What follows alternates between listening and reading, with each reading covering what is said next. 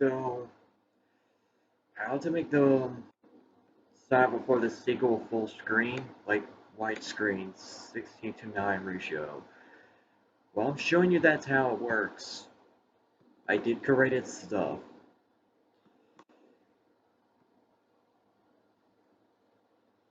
Well,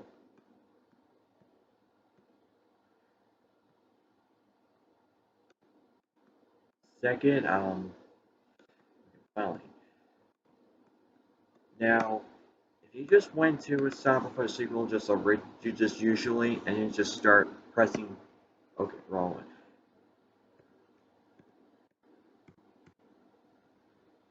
And if you press F8, I think, yeah, F8. And if you just went to full screen, that is not gonna work. But it works, but that doesn't go with the widescreen. You can turn in the compatibility into Windows 8 if that would help. Yes, it usually do for me. Now, you're gonna create a shortcut. When you create the shortcut,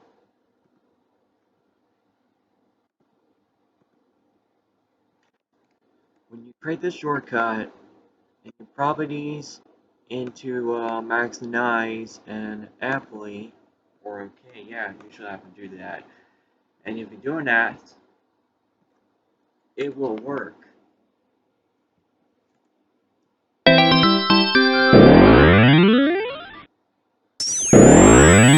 will work.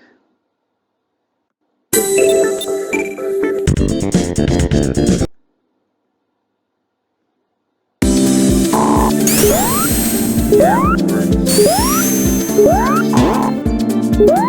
So,